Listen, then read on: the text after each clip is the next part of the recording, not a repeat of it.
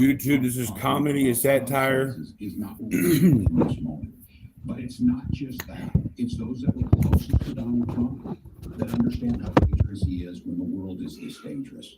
His chief of staff, John Kelly, said that he was the most flawed human being he'd ever. Both of his secretaries of defense and his national security advisors said he should be nowhere near the White House. Now, the person closest to them, to Donald Trump, said he's unfit for the highest office. That was Senator Vance. What we've seen out of Vice President Harris is we've seen steady leadership. We've seen a calmness that is able to draw on the coalitions to bring them together. This guy's a coward. Understanding that our allies matter. When our allies see Donald Trump turn towards Vladimir Putin, turn towards North Korea, when we start to see that type of Putin endorsed Kamala Harris. We will stay committed. And as the vice president said today, come on, fact check. Fact check. Forces, and there will be this is comedy satire, YouTube. Senator Vance, the same question. Would you support or oppose a preemptive strike by Israel on Iran? You have 2 minutes. So, Margaret, I want to answer the question. First of all, thanks, Governor. Thanks to CBS for hosting the debate. And thanks, most importantly, to the American people who are watching this evening and caring enough about this country to pay attention to this vice presidential debate. I want to answer the question, but I want to actually give you see that he marked something. I recognize a lot of Americans don't know who either one of us what marked something? I thought they weren't allowed to have notes pre-done already. My grandmother required Social Security help to raise me, and she raised me in part because my mother struggled with addiction for a big chunk of my early life. I went to college on the GI Bill after I enlisted in the Marine Corps and served in Iraq. And so I stand here asking to be your vice president with extraordinary gratitude for this country, for the American. I'll be back in a minute, guys. Let's watch a little bit of it. In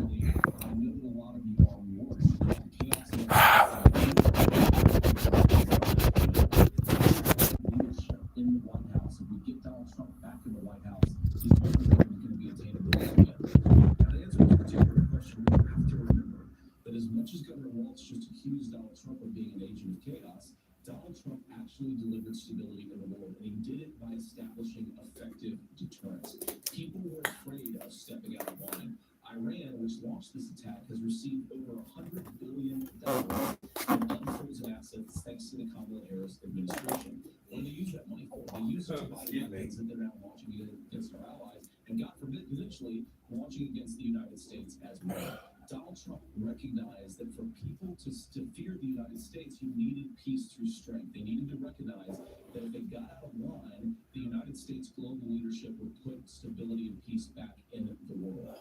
Now, you asked about a preemptive strike, Margaret, and I want to answer the question. Look, it is up to Israel what they think they need to do to keep their country safe, and we should support our allies wherever they are when they're fighting the bad guys. I think that's the right approach to take with the Israel question.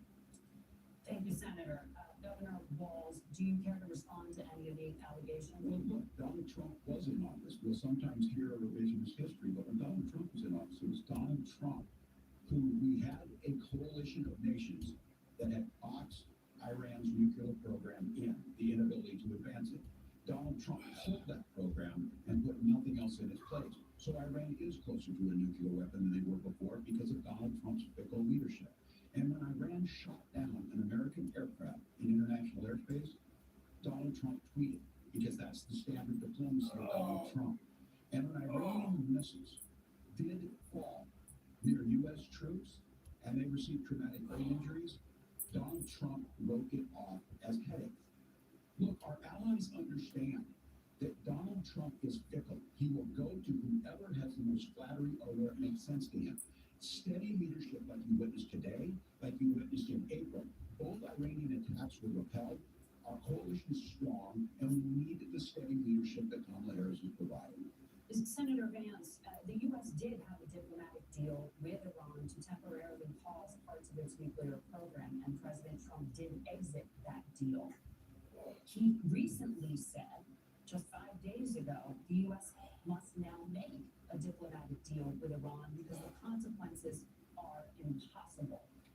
Did we make a mistake? We have 1 minute. Well, first of all, Margaret, diplomacy is not a dirty word, but I think that's something that Governor Walz just said is quite extraordinary. You yourself just said Iran is as close to a nuclear weapon today as they have ever been, and Governor Walz, you blamed Donald Trump who has been the vice president for the last 3.5 years? And the answer is your running mate, not mine. Donald Trump consistently made the world more secure. Now, we talk about the sequence of events that led us to where we are right now, and you can't ignore October the 7th, which I appreciate Governor Walz bringing up.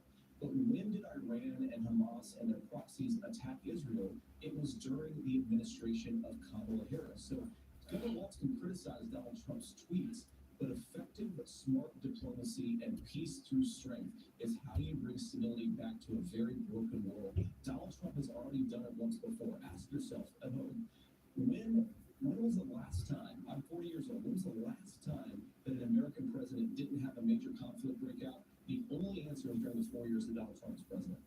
Gentlemen, we have a lot to get to. Nora? Barbara, thank you. Let's turn now to Hurricane Helene. The storm could become one of the deadliest on record. More than 160 people are dead and hundreds more are missing. Scientists say climate change makes these hurricanes larger, stronger, and more deadly because of the historic rainfall. Senator Vance, according to CBS News polling, 7 in 10 Americans and more than 60% of Republicans under the age of 45 favor the U.S. taking steps to try and reduce climate change. Senator, what responsibility would the Trump administration have to try and reduce the impact of climate change? I'll give you 2 minutes. Sure. So first of all, let's start with the hurricane because it's an unbelievable, unspeakable human tragedy. I just saw today actually a photograph of 2 grandparents on a roof with a 6-year-old child, and it was the last photograph ever taken of them because the roof collapsed and those innocent people lost their lives. And I'm sure Governor Walz joins me in saying our hearts go out to those innocent people, our prayers go out to them, and we want as robust and aggressive as a federal response as we can get to save as many lives as possible, and of course afterwards to help the people in those communities rebuild. I mean, these are communities that I love. Some of them I know very personally in Appalachia, all across the Southeast. They need their government to do their job, and I commit that when Donald Trump is president again, the government will put the citizens of this country first when they suffer from a disaster. And Laura, you asked about climate change. I think this is a very important issue. Look, a lot of people are justifiably worried about all these crazy weather patterns. I think it's important for us, first of all, to say Donald Trump and I support clean air, clean water. We want the environment to be cleaner and safer. But one of the things that I've noticed some of our Democratic friends talking a lot about is a concern about carbon emissions, this idea that carbon emissions drives all of the climate change. Well, let's just say that's true, just for the sake of argument, so we're not arguing about weird science. Let's just say that's true.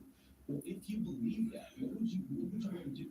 The answer is that you want to reshore as much American manufacturing as possible, and you want to produce as much energy as possible in the United States of America because we're the cleanest economy in the entire world.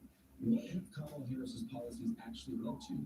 More energy production in China, more manufacturing overseas, more doing business in some of the dirtiest parts of the entire world. And when I say that, I mean the amount of carbon emissions they're doing per unit of economic output. So if we actually care about getting cleaner air and cleaner water, the best thing to do is to double down and invest in American workers and the American people. And unfortunately, Kamala Harris has done exactly the opposite.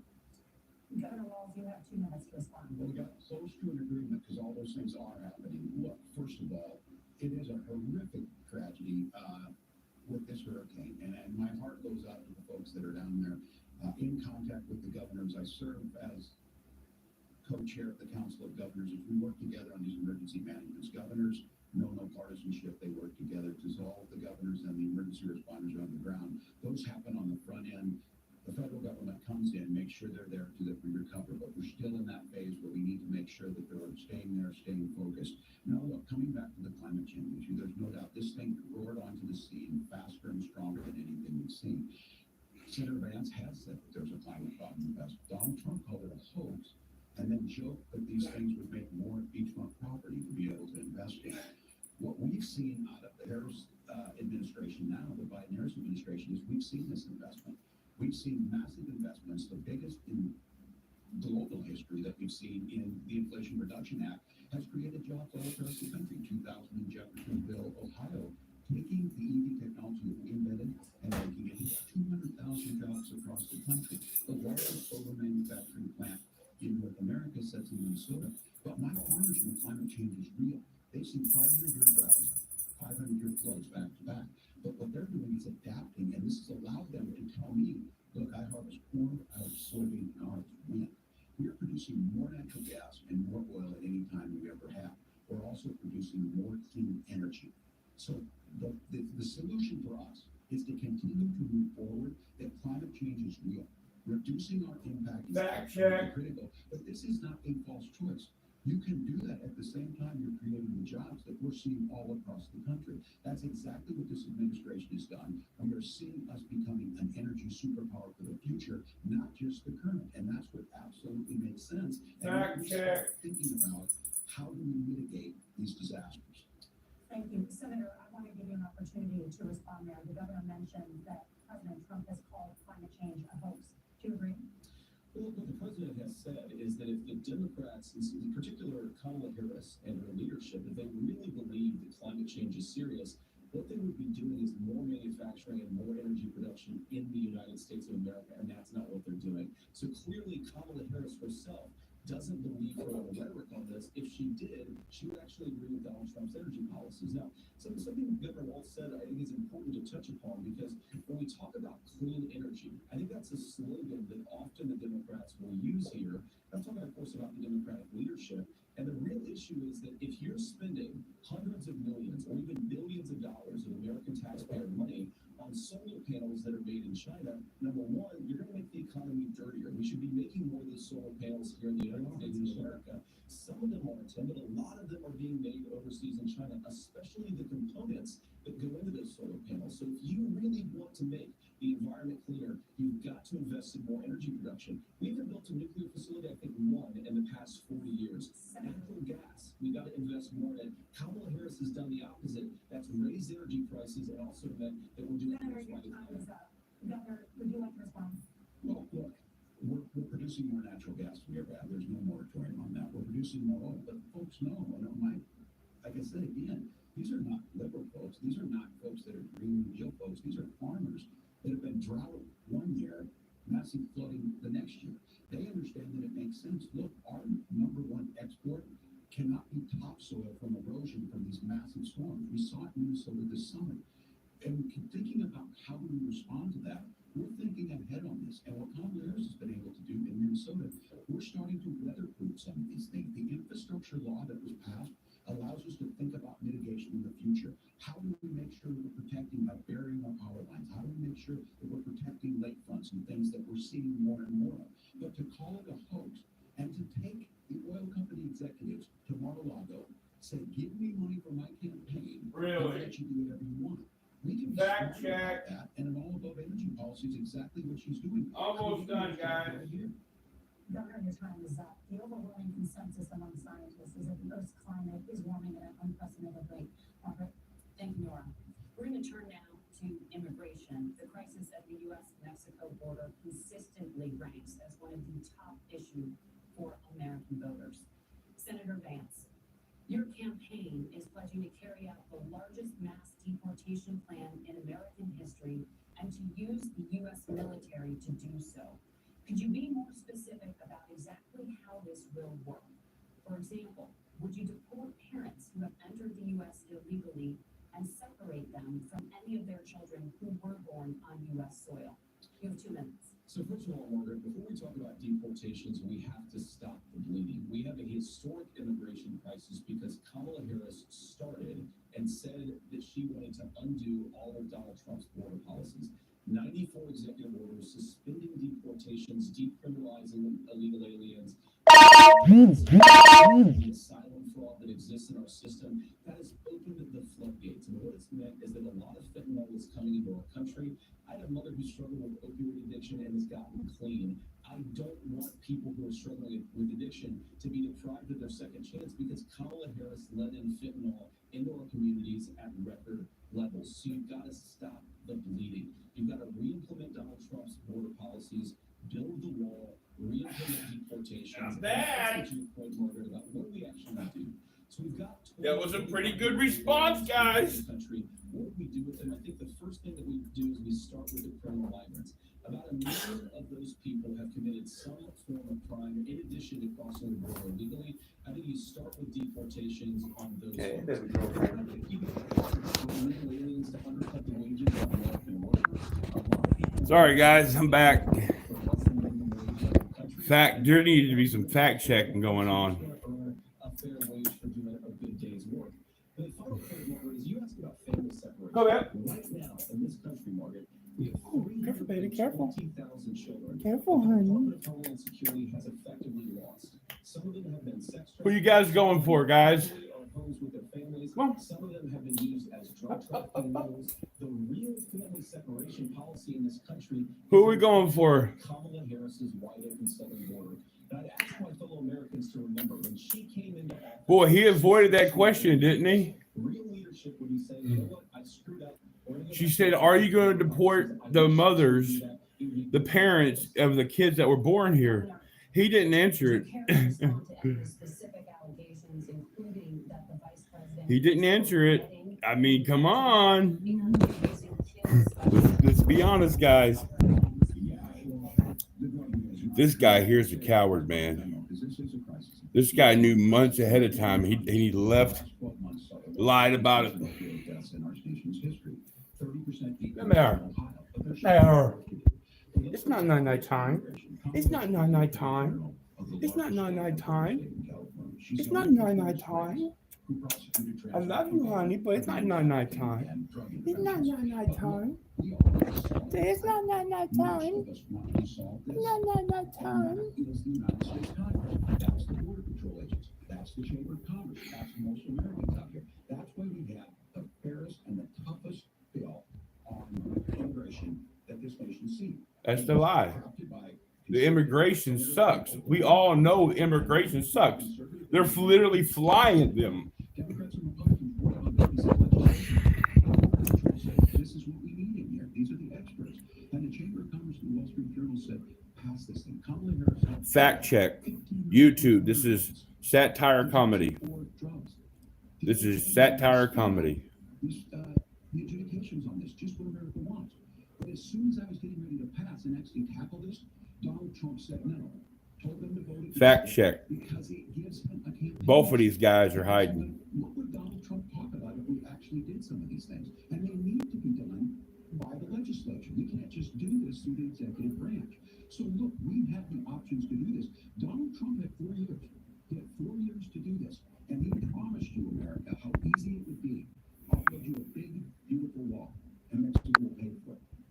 He did promise that. He did. Mexico didn't pay a dime. But here we are again, 9 years after he came down that. At one point, Senator Vance said it was so unworkable to be laughable. So that's where we're at. Pass the bill. She'll sign it. Governor, your time is up. Senator, the question was, will you separate parents from their children, even if their kids are U.S. citizens? You have 1 minute. Margaret, my point is that we already have massive child separations thanks to Kamala Harris's open border. I didn't accuse Kamala Harris of inviting drug mules. I said that she enabled the Mexican drug cartels to operate freely in this country, and we know that they use children as drug mules, and it is a disgrace, and it has to stop. Look, I think what Tim said just doesn't pass the smell test. For 3 years, Kamala Harris went out bragging that she was going to undo Donald Trump's border policy. She did exactly that. We had a record number of illegal crossings. We had a record number of fentanyl coming into our country. And now that she's running for president, or a few months before, she says that somehow she got religion and cared a lot about a piece of legislation. The only thing that she did when she became the vice president, when she became the appointed border czar, was to undo 94 Donald Trump. Right? That's exactly what she did. This problem is leading to massive problems in the United States of America. Parents who can't afford health care, schools that are overwhelmed. It's got to stop, and it will when Donald Trump is president. Senator, your time is up. Governor, what about our CBS News polling, which does show that a majority of Americans My dirty plates. Look, we fix this issue with a bill that is necessary, but the issue on this is what happens when you don't want to solve it. You demonize it. And we saw this, and Senator Vance, and it surprises me on this, talking about and saying, I will create stories. We need some fact checks. We need to do some fact checking on this, guys. What do you guys think? It's not true. Don't do it. There's consequences for this. There's consequences. We could come together. Senator Langford did it. We could come together and solve this if we didn't let Donald Trump continue to make it an issue. And the consequences in Springfield were the governor had to send state law enforcement, as to I believe Senator Vance wants to solve this, but by standing with Donald Trump and not working together to find a solution, it becomes a talking point. And when it becomes a talking point like this, we dehumanize and villainize other human beings. Governor, your time is up. Senator, I'll give you 1 minute, but let me just ask you the question first. The governor has made the point, and I think as a What are you guys thinking? You think they're doing a good job? Congress controls the purse strings and any funding.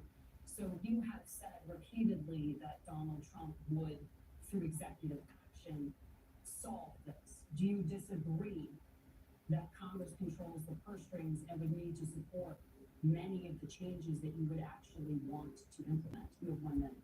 First of all, the gross majority of what we need to do with the southern border is just empowering law enforcement to do their job. I've been to the southern border more than our borders are. Kamala Harris has been, and it's actually heartbreaking because the border patrol agents, they just want to be empowered to do their job. Of course, additional resources will help, but most of this is about the president and the vice president empowering our law enforcement to say, if you try to come across the border illegally, you've got to stay in Mexico, you've got to go back through proper channels. Now, Governor Walz brought up the community of Springfield, and he's very worried about the things that I've said in Springfield. Look, in Springfield, Ohio, and in communities all across. Yeah, right. We knew this was gonna. We knew they're gonna bring this up again. Bunch of wackos. Because we brought in millions of illegal immigrants to compete with Americans for scarce homes. The people that I'm most worried about in Springfield, Ohio, are the American citizens who have had their lives destroyed by Kamala Harris's open border. It is a disgrace, Tim. And I actually think, I agree with you. I think you want to solve this problem, but I don't think that Kamala Harris does. Senator, your time is up. Governor. Wow, that was really good of him. It is law enforcement that asked for the bill. They helped craft it. Wait, didn't the Democrats defund the police? That's confusing. This issue of continuing to bring this up, of not dealing with it, of blaming migrants for Y'all like my 75-inch TV? We could talk a little bit about Wall Street speculators buying up housing and making that less affordable, but it becomes a blame. Look, this bill also gives the money necessary to adjudicate. Fact check. We got to fact check YouTube. This is satire comedy. This bill gets it done in 90 days. Then you start to make a difference in this, and you start to adhere to what we call American principles. Isn't that right, Kobe? Isn't that right? To release the legislation, I think that most Americans, they simply want order to it. This bill does it. It's funded. It's supported by the people who do it, and it lets us keep our dignity about how we treat other people. Thank you, Governor. And just to clarify for our viewers, Springfield, Ohio does have a large number of Haitian migrants who have legal status, temporary protected status. And Senator, we have so much to get to. The rules were that you got to submit a fact check, and since you're fact checking, Right. The rules are fact checking. what's actually going on. So there's an application called the CBP One app, where you can go on as an illegal migrant, apply for asylum or apply for parole, and be granted legal status that will waive of a Kamala Harris open border one. That is not a person Wow. applying for a green card and waiting for 10 years. That is the facilitation of a legal immigration waiver by Thank you, Senator, for describing the legal process.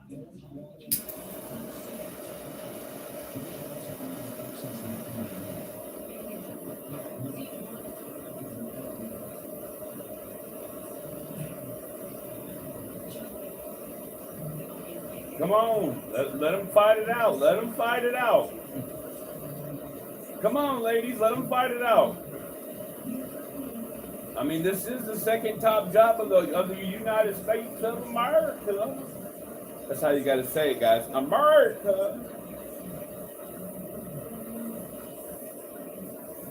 Housing and renew child tax credit. Local schools will increase the nation's deficit by $1.2 trillion. How would you pay for that without diluting the deficit? Governor, I'll give you 2 minutes. Yeah, thank you. And Fact check. Kamala Harris and I do believe in the middle class because that's where we come from. We both grew up. That's a lie. So those of you out there listening tonight, you're hearing a lot of stuff back and forth, and it's good. It's healthy. That's what this was. Kamala Harris, she comes from slave owners. She grew up on a 1,000-acre plantation. The one thing She comes from Irish slave owners. That's the truth. That's a fact check. YouTube fact check that. That's the truth. It's foundational to where you're at. The things you buy every day, whether they be Kamala Harris never worked at McDonald's. $35 insulin is a good thing, but it costs $5 to make insulin. They were charging $800 before this law went into effect. As far as the housing goes, I've seen it. We got to do some fact checking, guys. Listen, we have to do some fact checking.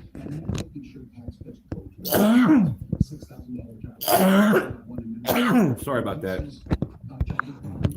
We save money in the long run, and we do the right thing for families, and then getting businesses off the ground. The law as it stands right now is $5,000. Trying to get it to darken up a little bit. Donald Trump made a promise, and I'll give you this. He kept it. He took folks from Mar-a-Lago, said you're rich as hell, and you need a tax cut. He gave the tax cuts that predominantly went to the top tax. That's a lie. Fact check it. $8 trillion increase in the national debt. I'm not even a Republican. Fact check that. 20% consumption or sales tax on everything you bring in. Everyone agrees, including businesses, it would be destabilizing it. It would increase inflation and potentially. Guys, what do you think? You think he's telling the truth? Is there any way that we can actually fact check this live? Let's find out, man, because they always say politicians lie to us. Let's find out if they're really actually lying to us. Remember, I'm an independent. I can care either way on these two people. Similarly, the local school has done an analysis of the Trump plan and says it would increase the nation's deficit by $5.8 trillion. My question is the same for you. How do you pay for all that without ballooning the deficit? I'll give you 2 minutes. Well, first of all, you're going to hear a lot from Tim Walz this evening, and you just heard it in the answer. A lot of what Kamala Harris proposes to do, and some of it, I'll be honest with you, it even sounds pretty good. Here's what you won't hear, is that Kamala Harris has already done it. Because she's been the vice president for 3.5 years. She had the opportunity That's true. to enact all of these great policies. What happened? She's actually done instead is drive the cost of food higher by 25%, drive the cost of housing higher by about 60%, open the American southern border and make middle-class life unaffordable for a large number of Americans. If Kamala Harris has such great plans for how to address middle-class problems, then she ought to do them now. Not asking for promotion, but yes. Why can't she do it now? 3.5 years ago, and the fact that she isn't tells you a lot about how much you can trust her actual plans. Now, Donald Trump's he hit hard on that one. Plan, but it's also a record. A lot of those same economists attack Donald Trump's plans, and they have PhDs, but they don't have common sense and they don't have wisdom. Because Donald Trump's policies to deliver the highest take-home pay in a generation. Get him, Vance. Get him. 1.5% inflation, and to boot, peace and security all over the world. So when people say that Donald Trump's economic plan doesn't make sense, I say look at the record. He delivered rising. There you go. Look at the record. Now, Tim admirably admits that they want to undo the Trump tax cuts, but if you look at what was so different about Donald Trump's tax cuts, even from previous Republican tax cuts. He's sweating a little bit over there. Look at him. To giving more take-home pay to middle class and working class Americans. Look at his brow and look at his upper lip. American economic boom, unlike we've seen. He's sweating, guys. He's sweating. That is a record that I'm proud of. That means taxes. Taxes is a sore subject for this guy here. I know a lot of you are struggling. I know a lot of you are worried about paying the bills. It's gonna stop when Donald Trump brings back common sense to this country. Well, I hope so. Yeah, well, Kamala Harris's day one was Donald Trump's failure on COVID that led to the collapse of our economy. We were already before COVID. Oh, here we go with that lie. Here we go with that again. Largest percentage since the Great Depression. 9 million jobs closed on that. That was day one. Whether it was the Infrastructure Act or other things removed. Now, you made a question about experts. Said this. I'm going to go to this. Economists can't be trusted. Science can't be trusted. National security folks can't be trusted. Look, if you're going to be president, you don't have all the answers. Donald Trump believes he does. My pro tip of the day is this. If you need heart surgery, listen to the people at the Mayo Clinic in Rochester, Minnesota, not Donald Trump. And the same thing. No, go to Buffalo, New York. Teachers, nurses, truck drivers, whatever. How is it fair that you're paying your taxes every year and Donald Trump hasn't paid any federal tax in the last 15 years? The last year as president. That's what's wrong with the system. There's a way around it, and he's bragged about that. We're just asking Governor, you say trust the experts, but those same experts for 40 years said that if we shift our manufacturing base off to China, we get cheaper goods. They lied about that. They said if we shift our industrial base off to other countries. Woo, he's hitting them hard, guys. He's hitting them hard. They were wrong about the idea that if we made America less He's hitting them hard, guys. What do you guys think? Who's winning so far? Give us a thumbs up. Somebody give us some love today. And for the first time in a generation, Donald Trump had the wisdom and the courage to say to that bipartisan consensus, we're not doing it anymore. YouTube, this is satire comedy. We're unleashing American energy. We're going to make more of our own stuff. And this isn't just an economic issue, but I've got 3 beautiful little kids at home, 7, 4, and 2. Oh, man, he's hitting low. Why you got to bring the kids in? The pharmaceuticals that we put in the bodies of our children are manufactured by nations that hate us. This has to stop, and we're not going to stop it by listening to experts. We're going to stop it by listening to common sense wisdom, which is what Donald Trump governed us. Well, Can you address that? Voters say they trust Donald Trump on the economy more.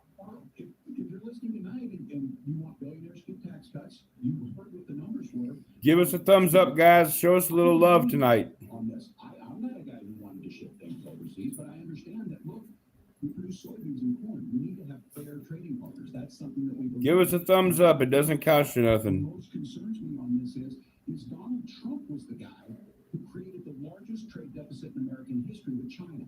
So the rhetoric is good. Much of what the senator said right there, I'm in agreement with him on this. I watched it happen too. I watched it in my community, and we talked about that. But we had people undercutting the right to collectively bargain. We had right to work states making it more difficult. We had companies that were willing to ship. And we saw people folks that are venture capital in some cases, putting money into companies that were overseas.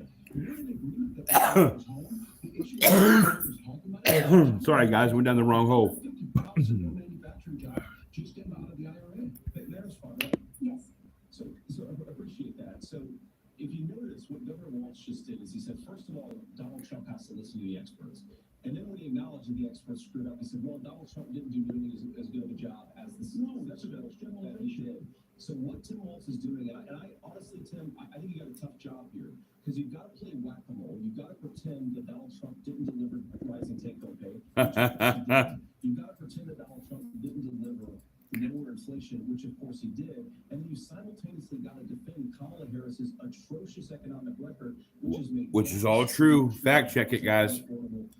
Somebody give us a thumbs up. Show us a little love tonight, guys. Sometimes go into medical debt so that she could put food on the table in our household. I know what it's like to not be able to afford the things that you need to afford. We can do so much better. To all of you watching, we can get back to an America that's affordable again. We just got to get back to common sense economic principles. I hope we have a conversation on healthcare then. Senator, Governor, Please. thank you. Oh, it looks like he's leading them. To get to ahead, gentlemen, on many topics. But It looks like he let you see that? He pointed at him and everything. Do you think there's a conspiracy going on here? What do you guys? Come on, give us some love tonight. What are you guys thinking of the CBS? They're doing a good job or what? During the deadly Tiananmen Square protests in the spring of 1989. The Minnesota Public Radio and other media outlets are reporting that you actually didn't travel to Asia until August of that year. Can you explain that discrepancy? Oh, here we go. Here we go, guys. At the top of this, look, Nebraska, town of 400, town that you rode your bike with your buddies till the street lights come on, and I'm proud of that service. I joined the National Guard at 17, worked on family farm, and then I used the jet to become a young teacher. My first year, I got the opportunity in summer of 89 to travel to China. 35 years ago, be able to do that. I came back home and then started a program to take young people there. We would take basketball teams, we would take baseball teams, we would take dancers, and we would go back and forth to China. He's not answering the question, is he? And learn. Now look, my community knows who I am. They saw where I was at. I will be the first to tell you, I have poured my heart into my community. I've tried to do the best I can, but I've not been perfect. And I'm a knucklehead at times, but it's always been about that. Those same people elected me to Congress for 12 years. And in Congress, I was one of the most bipartisan people, working on things like farm bills that we got done. Let's do do some fact checking. And then the people of Minnesota were able to elect me to governor twice. So look, my commitment has been from the beginning to make sure that I'm there for the people, to make sure that I get this right. I will say more than anything. He never did answer the question. I will talk a lot. I will get caught up in the rhetoric. But being there, the impact it made, the difference it made in my life, I learned a lot about China. I hear the critiques of this. I would make the case that Donald Trump should have come on one of those trips with us. I guarantee you he wouldn't be praising Xi Jinping about COVID. And I guarantee you he wouldn't start a trade war that he ends up. Wow. So this is about trying to understand. Wow. It's about trying to do the best you can for your community. And then it's putting yourself out there and letting your folks understand what it is. My commitment, whether it be through teaching, which I was good at, or whether it was being a good soldier or was being a good member of Congress, those are the things that I think are the values that people care about. See how he tilted his head, rolled his eyes? He didn't even believe that lie. Can you explain the No, discrepancy? All I said on this was I got there that summer and misspoke on this. So I will just, that's what I've said. So I was in Hong Kong and China during the democracy protests went in. And from that, I learned a lot of what needed to be in governance. Thank you, Governor. Senator Vance. Wow. In 2016, you called Donald Trump unfit for the nation's highest office, and you said he could be America's Hitler. I know you've been asked many times, and you said you regret those comments and explained you then voted for Donald Trump in 2020. But the Washington Post reported new messages last week in which you also disparaged Trump's economic record while he was president, writing to someone in 2020, quote, Trump thoroughly failed to deliver his economic populism. You're now his running mate, and you've shifted many of your policy stances to align. Hey, that's a really good question. If you become vice president, that's a really good question. Americans trust that you will give Donald Trump the advice he needs to hear, and not just the advice he wants to hear. You have 2 minutes. Well, first of all, Margaret, because I've always been open, and sometimes, of course, I've disagreed with the president, but I've also been extremely open about the fact that I was wrong about Donald Trump. I was wrong, first of all, because I believed some of the media stories. Oh, he's really good. Look, he's looking right at you. Look at him. Importantly, Donald Trump delivered for the American people. Rising wages, rising take-home pay, an economy that works for normal Americans, a secure southern border, a lot of things, frankly, that I didn't think he'd be able to deliver on. And yeah, when you screw up, when you misspeak, when you get something wrong and you change your mind, you ought to be honest with the American people about it. It's one of the reasons, Margaret, why I've done so many interviews is because I think it's important to actually explain to the American people. Okay, he's honest about it. Now, you pointed out the messages from 2020. Margaret, I've been extremely consistent that I think there were a lot of things that we could have done better in the Trump administration the first round if Congress was doing its job. I strongly believe, and that's very true, that Congress is not just a high-class debating society. It's not just a forum for senators and congressmen to whine about problems. It's a forum to govern. So there were a lot of things on the border, on tariffs, for example, where I think that we could have done so much more if the Republican Congress and the Democrats in Congress had been a little bit better about how they govern the country. They were so obsessed with impeaching Donald Trump, they couldn't actually govern. I want to talk That's true. That's very true, guys. Margaret, because to just accuse this of being a national sales tax. Look, the one thing, and you're probably surprised to hear me praising Joe Biden, but the one thing that Joe Biden did is he continued some of the Trump tariffs that protected American manufacturing jobs. And it's the one issue, the most pro-worker part of the Biden administration, it's the one issue where Kamala Harris has run away from Joe Biden's record. Think about this. If you're trying to employ slave laborers in China at $3 a day, you're going to do that and undercut the wages of American workers unless our country stands up for itself and says, you're not accessing our markets unless you're paying middle-class Americans a fair wage. Senator, your time is up. Wow, that was a really good answer. Now the issue of reproductive rights. Governor Walz, after Roe versus Wade was overturned, here we go, guys. Here we go. That made Minnesota one of the least restrictive states in the nation when it comes to abortion. Former President Trump said in the last debate that you believe abortion, quote, in the 9th month is absolutely fine. Yes or no? Is that what you support? I'll give you 2 minutes. That's not what the bill says, but look, this issue is what's on everyone's mind. Donald Trump put this all into motion. He bragged about. He voided the question. That he put the judges in and overturned Roe versus versus Wade, 52 She years said, of "Is this what personal you time. support?" And then he tells us, oh, He didn't 72 answer. states, it's a beautiful thing. Amanda Zaworski would disagree with you on it's a beautiful YouTube. This thing. is satire A young comedy. bride in Texas waiting for their child at 18 weeks. She has a complication, a tear in the membrane. She needs to go in. The medical care at that point needs to be decided by the doctor. And that would have been an abortion. But in Texas, that would have put them in legal jeopardy. She went home, got sepsis, nearly dies, and now she may have difficulty having children. Or in Kentucky, Hadley Duvall, a 12-year-old child raped and impregnated by her stepfather. Those are That's a shame. Now, That's a when shame. I asked about that, Senator Vance said two wrongs don't make a right. There is no right in this. So in Minnesota, what we did was restore Roe versus Wade. We made sure that we put women in charge of their health care. But look, this is not what, if you don't know Amanda or a Hadley, you soon will. Their Project 2025 is going to have a registry of pregnancies. It's going to make it more difficult.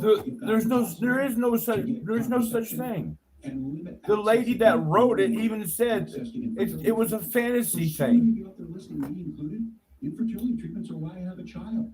That's nobody else's business, but those things are being proposed. And the catch-all on this is, well, the states will decide what's right for Texas might not be right for Washington. That's not how this works. This is basic human rights. We have seen maternal mortality skyrocket in Texas, outpacing many other countries in the world. This is about healthcare. In Minnesota, we are ranked first in healthcare for a reason. We trust women, we trust doctors. Senator, do you want to respond to the governor's claim? Will you create? But he a never federal answered the pregnancy question. monitoring agency? No, certainly we won't. And I want to talk about this issue because I know a lot of Americans care about it, and I know a lot of Americans don't agree with everything that I've ever said on this topic. And, you know, I grew up in a working class family in a neighborhood where I knew a lot of young women who had unplanned pregnancies and decided to terminate those pregnancies because they feel like they didn't have any other options.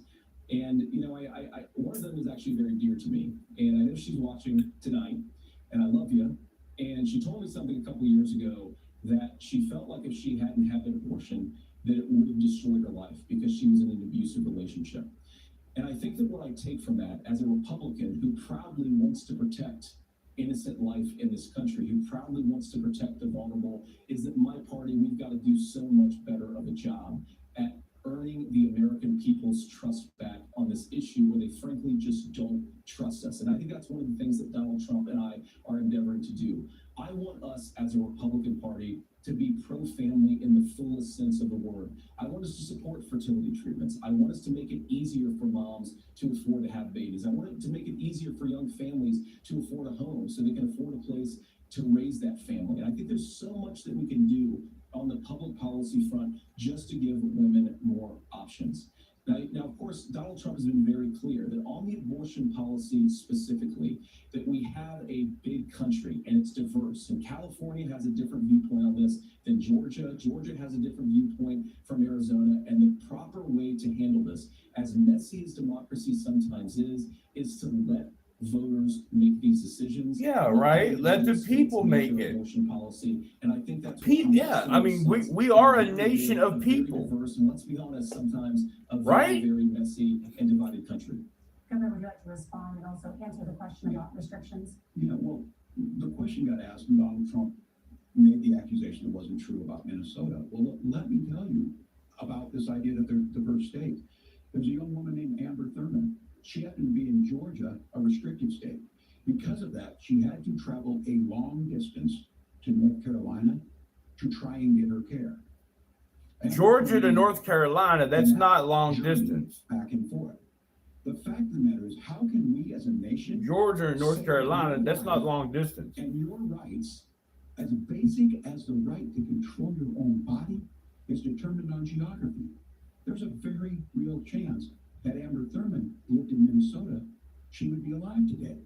That's why the restoration of What he doesn't understand is that it's the people's choice.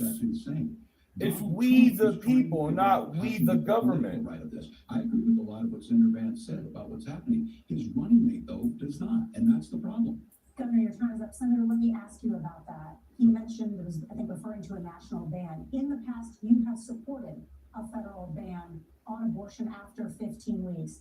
In fact, you said if someone can't support legislation like that, quote, you are making the United States the most barbaric pro-abortion regime anywhere in the entire world. Ooh, that's My pretty question harsh. is, why have you changed your That's position? pretty harsh. Well, Laura, first of all, I never supported a national ban. I did when I was running for Senate in 2022 talk about setting some minimum national standard. For example, we have a partial birth abortion ban in place in this country at the federal level. I don't think anybody's trying to get rid of that, or at least I hope not. But I know that Democrats have taken a very radical pro-abortion stance. But Nora, one of the things that changed is in the state of Ohio, we had a referendum in 2023, and the people of Ohio voted overwhelmingly, by the way, against my position. And I think that what I learned from that, Nora, is that we've got to do a better job at winning back people's trust. So many young women would love to have families. So many young women also see an unplanned pregnancy as something that's going to destroy their livelihood, destroy their education, destroy their relationships. And we have got to earn people's trust back.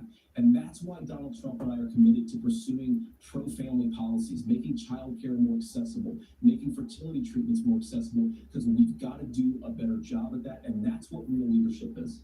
Governor, your response. I'm going to respond on the pro-abortion piece of that. No, we're not. We're pro-women.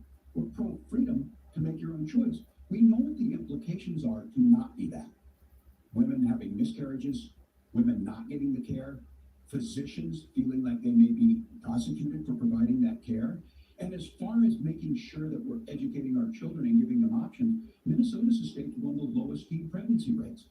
We understand that too. We know that the options need to be available, and we make that true. We also make it, we're a top 3 state for the best place to raise children. But these two things to try and say that we're pro-children, but we don't like this, or you guys are pro-abortion, that's not the case at all.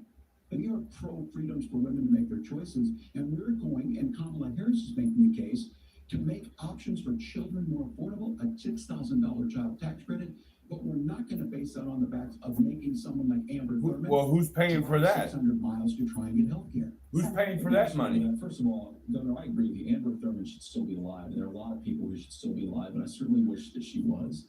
And maybe you're free to disagree with me on this and explain this to me, but as I read the Minnesota law that you signed into law, the statute that you he's going to bring his own laws up. Who presides over an abortion where the baby survives, the doctor is under no obligation to provide life-saving care to a baby who survives a botched late-term abortion. What do you think, guys? Give us some love. This is Satire Comedy YouTube. Let's do some fact checks. Let's see if this is actually true on both sides. Because Kamala Harris is supporting certain Catholic nuns to violate their freedom of conscience. We can be a big and diverse country where we respect people's freedom of conscience and make the country more pro-baby and pro-family. Please. Yes, Governor, please respond. Look, this is one where there's always something that this is a very simple proposition. These are women's decisions to make about their healthcare decisions, and the physicians who know best when they need to do this. Trying to distort the way a law is written to try and make a point, that's not it at all. What was that wrong about, Governor? Please tell me, what was that That wrong is about? not the way the law is written. Look, I've given a lot of things that getting involved in, that's been misread, and it was fact-checked at the last debate. But the point on this is there's a continuation of these guys to try and tell women or to get involved. I use this line on this, just mind your own business on this. Things work best when Roe versus Wade was in place. When we do a restoration of Roe, that works best. That doesn't preclude us from increasing funding for children. It doesn't increase us from making sure that once that child's born, like in Minnesota, they get meals, they get early childhood education, they get health care. So that hiding behind we're going to do all these other things when you're not proposing them in your budget, Kamala Harris is proposing them. She's proposing all those things to make life easier for families. I asked a specific question, Governor. You gave me a slogan as a response. It's not the case. It's not true. That's not what the law says. Okay, then tell him where. Tell him. With President Trump. Tell him. Gentlemen, there's a lot to discuss. We have to move on, and we're going to be right back with much more of the CBS. He signed it into the law. In just a moment. Tell him. He's asking you to tell him. Look at him. Look.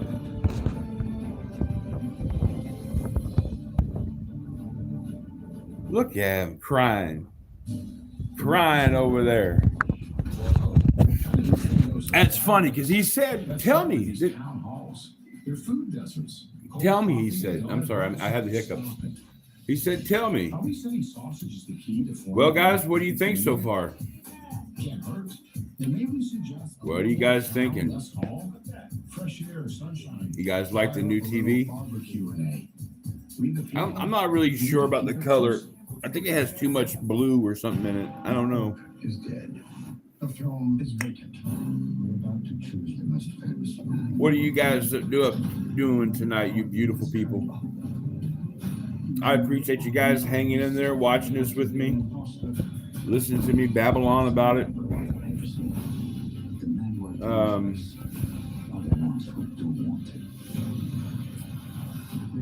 You know what I mean? It's just Conclave, rated PG. I want to watch that Conclave.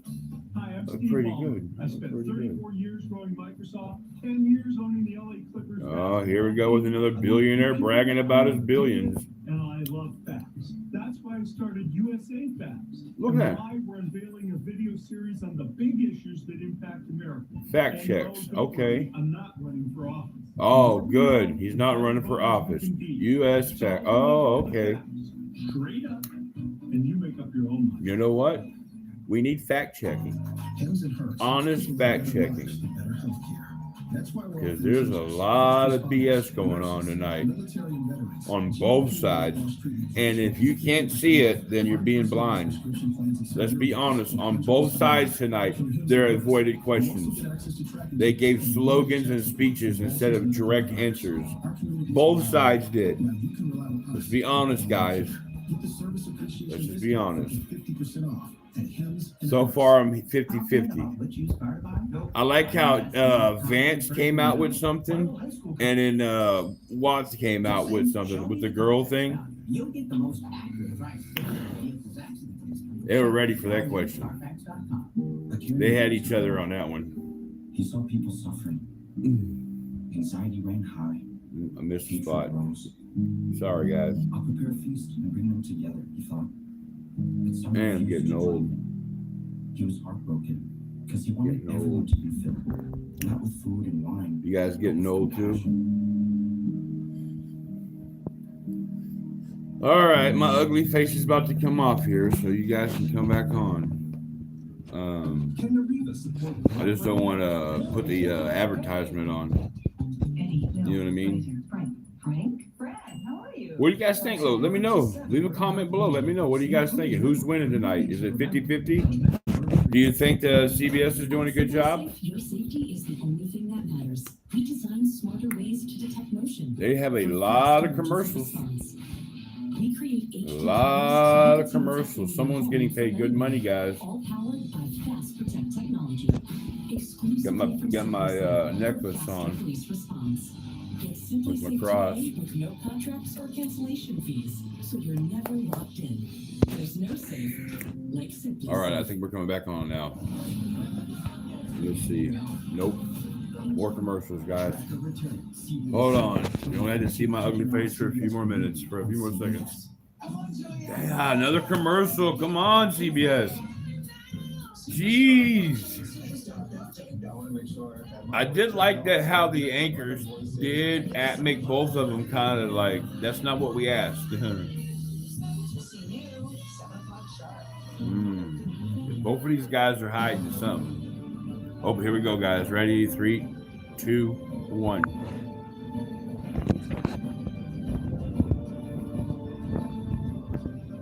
Welcome back to the CBS News Vice Presidential Debate.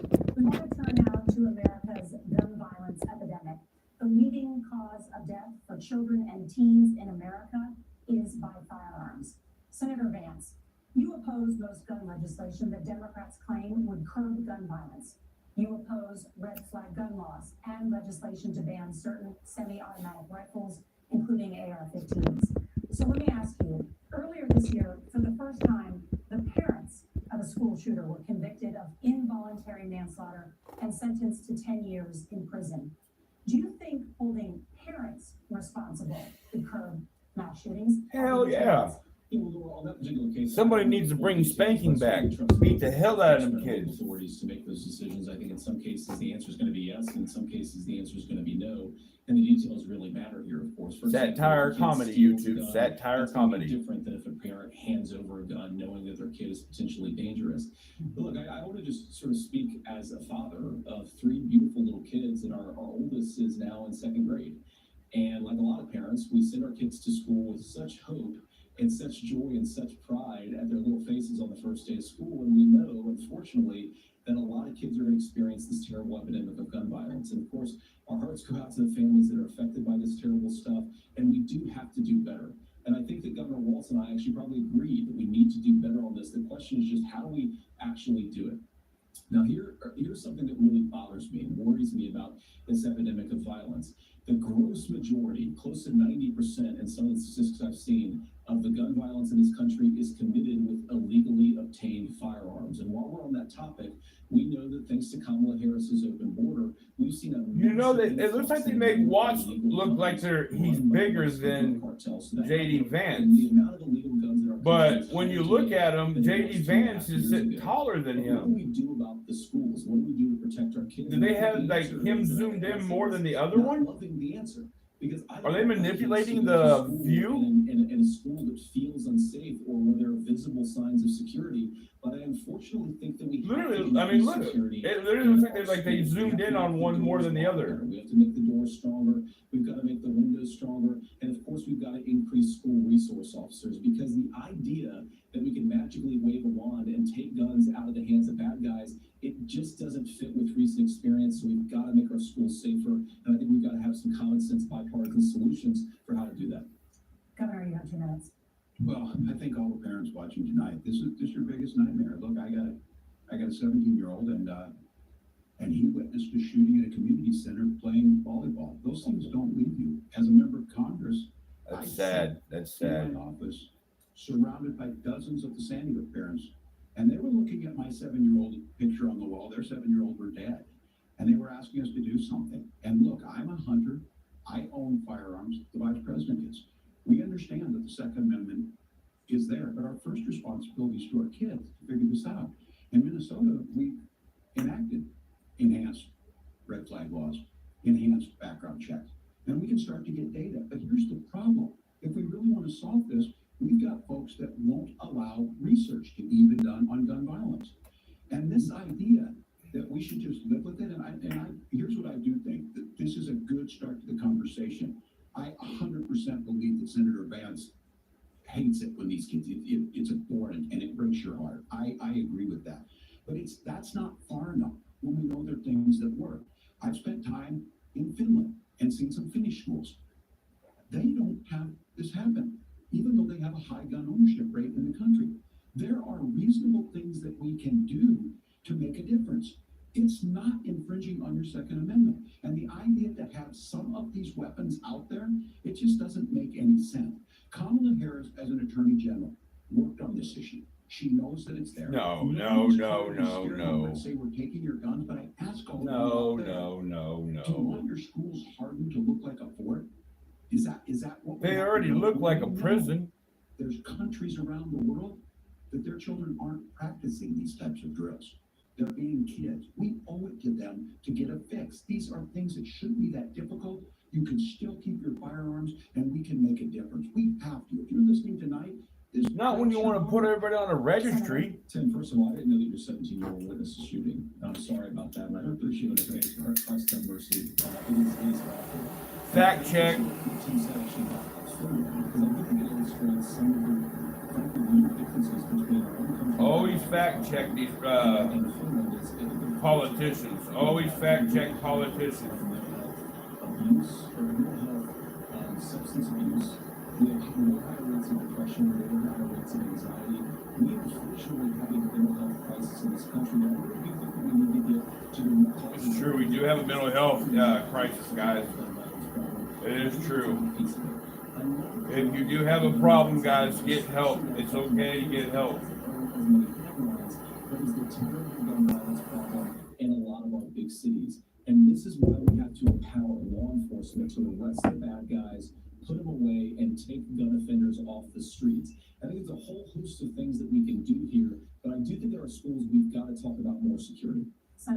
Governor, you previously opposed an assault weapons ban, but only later in your political career did you change your position. Why? Yeah, I sat in that office with those Indio parents. I've become friends with school shooters. I've seen it. Look, the NRA, I was an NRA guy for a long time. They used to teach gun safety. I'm of an age where I shot guns in my car so I could pheasant hunt after football practice. That's how we live today. And several things I want to mention on this is talking about cities and where it's at. The number one where the most firearm deaths happen in Minnesota are rural suicides. And we have an epidemic. Give us a of thumbs up, children guys. getting guns and shooting themselves. And so we have, and we should look at all of the issues. Making sure folks have health care and all that, but I want to be very careful. This idea of stigmatizing mental health, just because you have a mental health issue doesn't mean you're violent. And I think what we end up doing is we start looking for a scapegoat, just as the guns. It's just guns, and there's things that you can do about it. But I do think that this is one, and I think this is a healthy conversation. I think there's a capacity to find solutions on this that work, protect Second Amendment, protect our children. That's our priority. Gentlemen, thank you. Margaret? Thank you, Nora. Let's turn now to the top contributor to inflation, the high cost of housing and rent. Right? There's a shortage Golly. of 4 million homes in the United States, and that contributes to the high housing crisis. Governor Walz, the Harris campaign promises a $25,000 down payment assistance for first-time home buyers and a $10,000 tax credit. They also promise to build 3 million new homes. Where are you building these homes, and won't handing out that kind of money just drive up prices higher? Yeah, right. And who's paying them First, let me say taxes? this issue. Where are they getting that kind of money? Who's paying for it? The problem we've had is that we've got a lot of folks that see housing as another commodity. It can be bought up, it can be shifted, it can be moved around. Those are not folks living in those houses. Those of you listening tonight, that house is a big deal. I bought and owned one house in my life. My mom still lives in the house where I was. And when I think of a house, I'm thinking of Christmas services after midnight mass where you go with your family. We need to make it more affordable. And one of the things, as I said, this program that the Vice President is pushing forward and bringing a new way of approaching this is something we're doing in Minnesota from that lead. We in the state invested in making sure our housing was the biggest investment that we'd ever made in housing. You don't It believe starts it. to make it easier. We cut some of the red tape. Local folks, look, we can't do it at the federal level. He's shrugging his shoulders and his hands are closed. I can tell all of you out there. He doesn't believe it. Certainly for me. Look, his hands are in face. Look, he doesn't believe what he's saying. The big thing about a veteran's home loan is you don't have to pay the down payment. Those are things that make it there. Now, look, you're going to pay it back, and you're going to pay your mortgage. Those are things that we know in the long run, the appreciated value that generate the wealth that's created from it. And I will give Minneapolis an example. Minneapolis is the one city where we've seen the lowest inflation rates. We've seen a 12% increase in stock because we put some of these things in, and we're implementing a state program to make sure we give some of that down payment assistance. We get it back from people because here's what we know. People with stable housing end up with stable jobs. People with stable housing have their kids able to get to school. All of those things in the long run end up saving our money. And that's the thing that I think we should be able to find some common ground in. Yeah, I don't know. He's talking in circles. Immigrants for the only reason. That's not the case that's happening in the He's city. talking The in fact of circles, the matter man. is that we don't have enough naturally affordable housing, but we can make sure that the government That's not the question. create that base. Governor, your time is up. Senator Vance, as far as your campaign's position, the promise is to seize federal lands to build homes, remove regulation, provide tax breaks on immigration, which you say pushes up prices. Seize federal land. Where are you going to build all the new homes you're promising, and what part of any of this plan will provide immediate relief? You have 2 minutes. Well, first of all, Tim just said something that I agree with. We don't want to blame immigrants for higher housing prices, but we do want to blame Kamala Harris for letting in millions of illegal aliens into this country, which does drive up costs, Tim. 25 million illegal aliens competing with Americans for scarce homes is one of the most significant drivers of home prices in the country. It's why we have massive increases in home prices that have happened right alongside massive increases in illegal alien populations under Kamala Harris's leadership. Now, Tim just mentioned a bunch of ideas.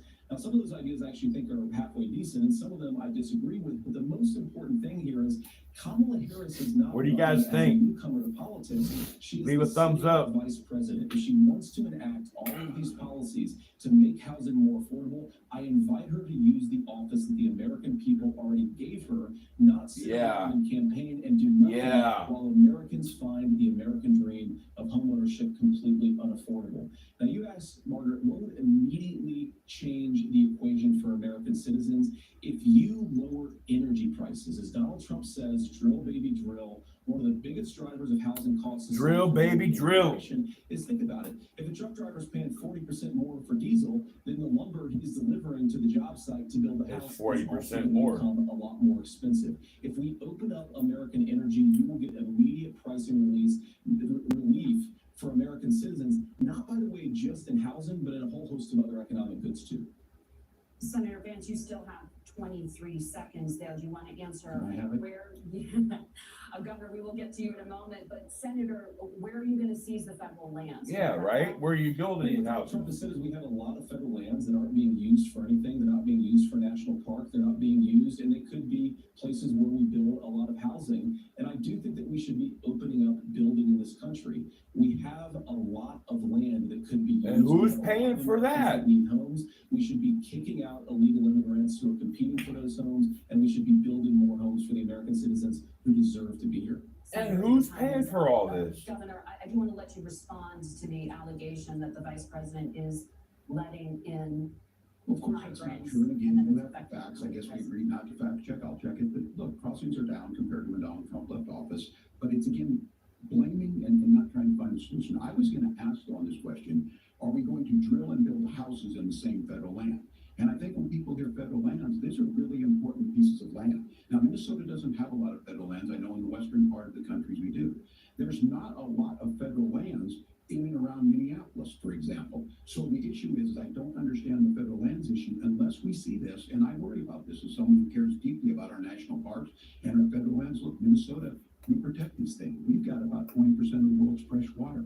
These lands protect. They're there for a reason. They belong to all of us. But again, this is when you view housing and you view these things as commodities. Like there's a chance to make money here. Let's take this federal land and let's sell it to people for that. I think there's better ways to do this. We've seen it in Minnesota. We're able to refurbish some of these houses. We're able to make some investments. That gets people in. And I'm still on the fact on this. Economists, Senator Vance, you said you don't like the economists. Which economists are saying that it is immigrants that's adding to the cost?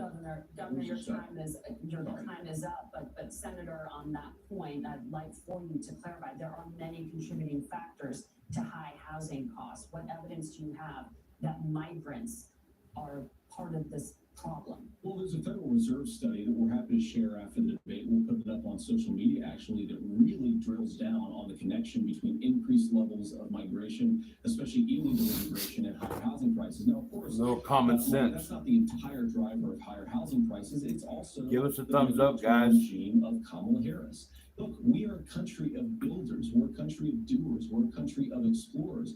But we increasingly have a federal administration that makes it harder to develop our resources, makes it harder to build things, and wants to throw people in jail for not doing everything exactly as Kamala Harris says they have to do. And what that means is that you have a lot of people who would love to build homes who aren't able to build homes.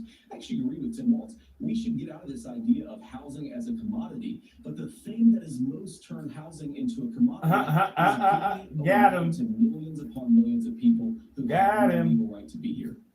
What are the federal regulations? I deal with this as a governor. You can very quickly reply. I'm sorry. I get this as a governor, and I don't necessarily disagree with that. That in some cases, many of those are local, many of them are state. I don't know which ones are federal, but I think whenever we talk regulations, people think they can get rid of them. I think you want to be able to get out of your house in a fire. I think you want to make sure that it's fireproof and those types of things. So which are the regulations? Because the vice president's not responsible for those. Congress writes those. Governor, thank you. Gentlemen, we have a lot to get to. You're passionate about the housing crisis, I can tell. But Nora? Thank you. One of the top problems facing Americans is the high cost of health care. Senator Vance, at the last presidential debate, former President Trump was asked about replacing the Affordable Care Act. In response, he said, "I have concepts of a plan."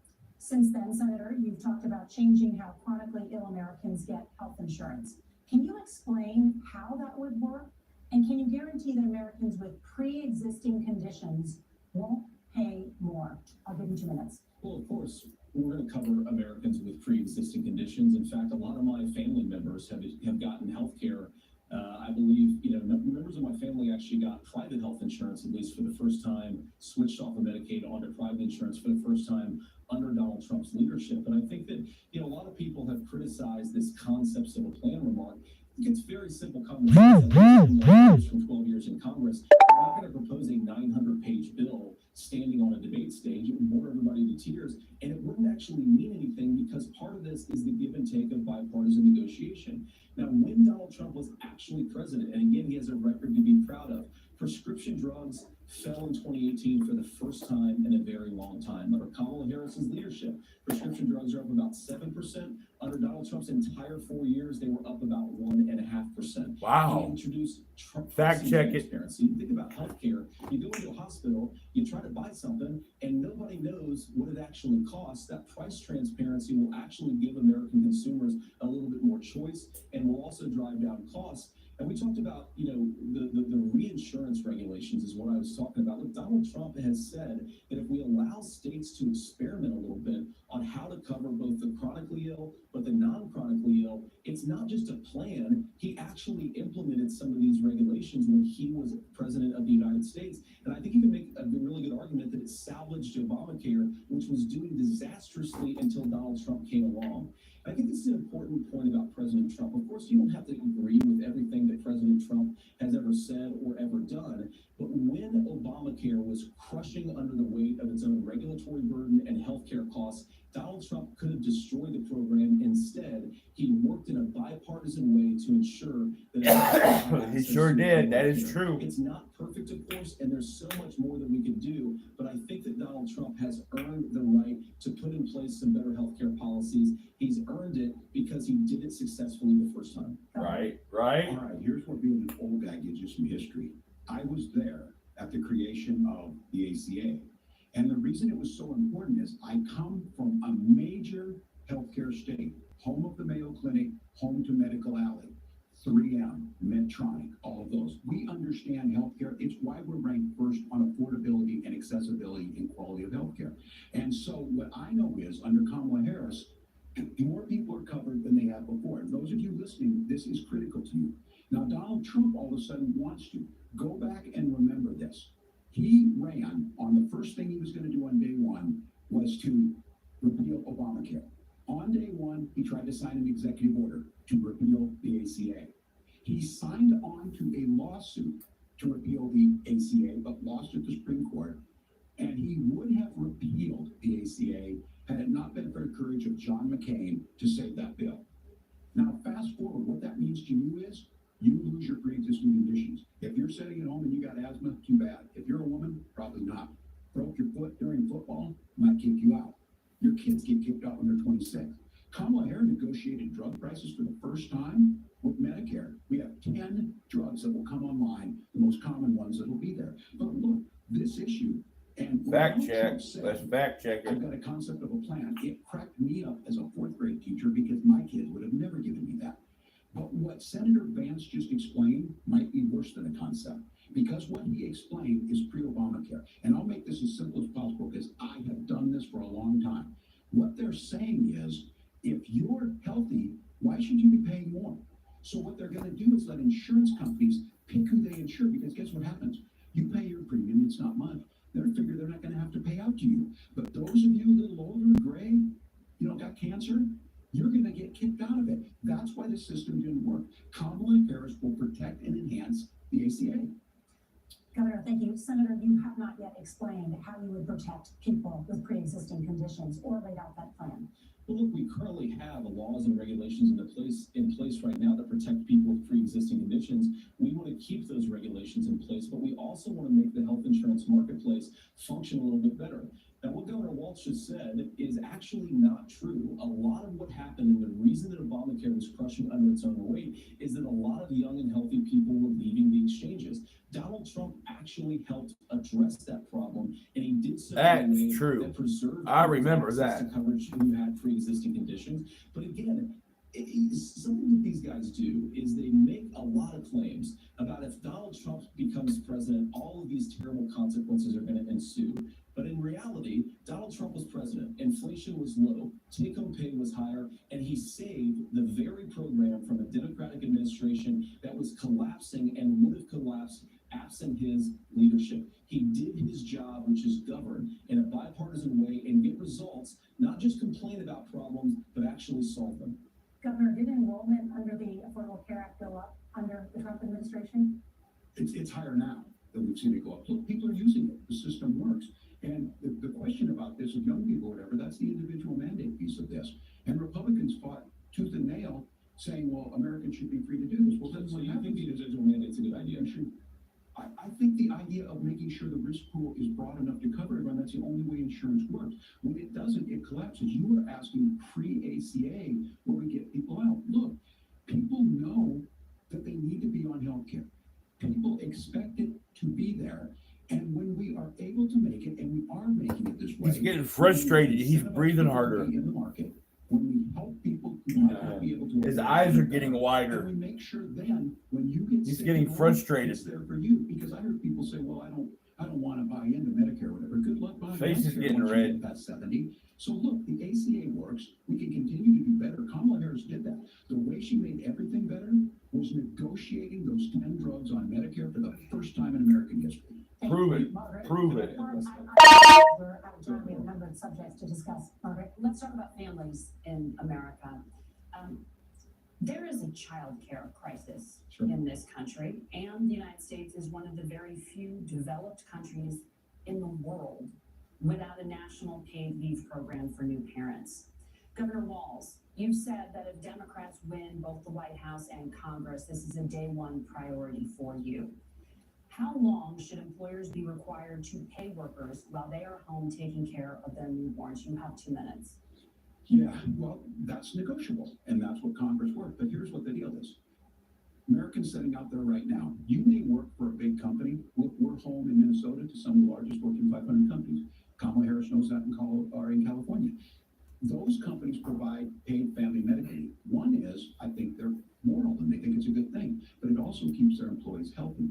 We in Minnesota has to pay family medical leave. You have a child, and I had to go back to work 5 days after my kids were born. This allows you to stay home a certain amount of time. What we know is that gets the child off to a better start, the family works better, they stay in their employers, we get more consistency in that. So Kamala Harris has made it a priority. We implemented it in Minnesota and we see growth.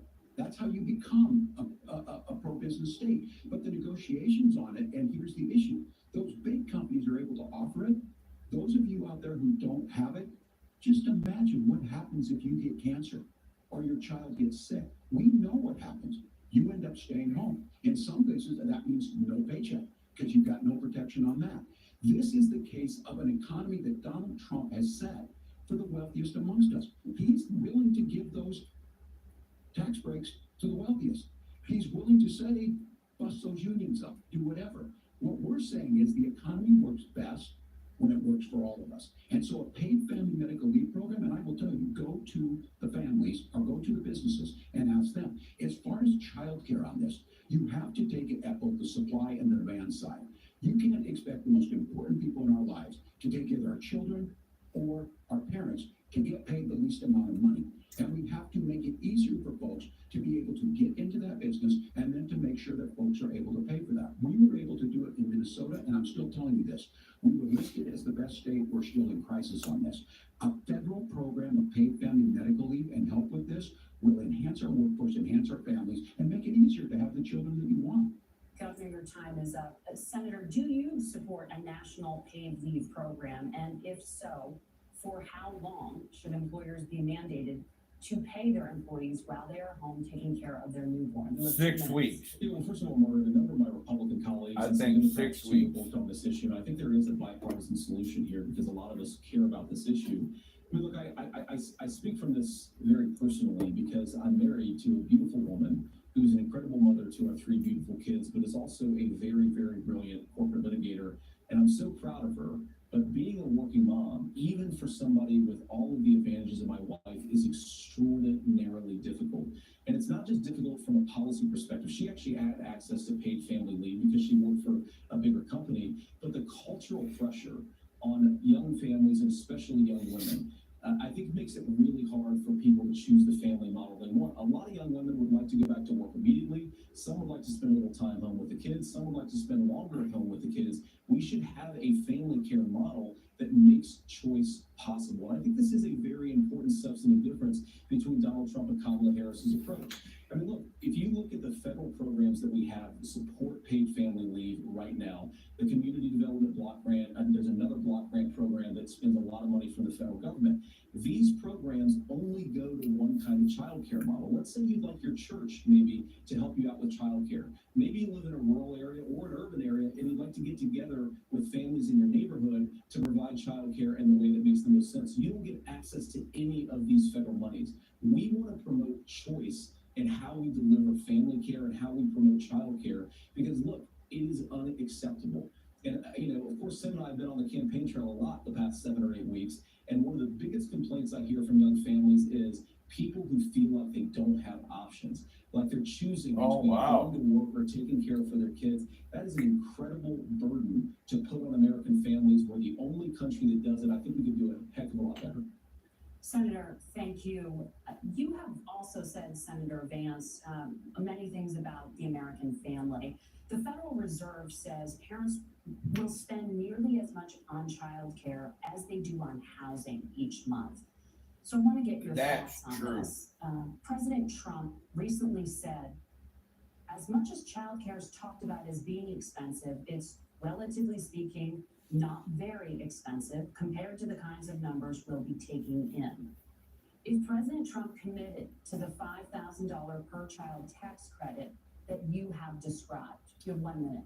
Well, what President Trump said, Margaret, I just want to defend my running mate here a little bit, is that we're going to be taking in a lot of money by penalizing companies for shipping jobs overseas and penalizing countries who employ slave laborers and then ship their products back into our country and undercut the wages of American workers. It's part of the Donald Trump economic plan. Cut taxes for American workers and American families. Cut taxes for businesses that are hiring and building companies in the United States of America, but penalize companies and countries that are shipping jobs overseas. That's the heart of the economic proposal. And I think what President Trump is saying is that when we bring in this additional revenue with higher economic growth, we're going to be able to provide paid family leave, child care options that are viable and workable for a lot of American families. Can you clarify how that will solve the child care shortage? Well, because as Tim said, a lot of the child care shortage is we just don't have enough resources going into the multiple people who could be providing family care options. And we're going to have to, unfortunately, we're going to have to spend more money. We're going to have to induce more people to want to provide child care options for American families, because the reason it's so expensive right now is because you've got way too few people providing this very essential service. Thank you, Senator.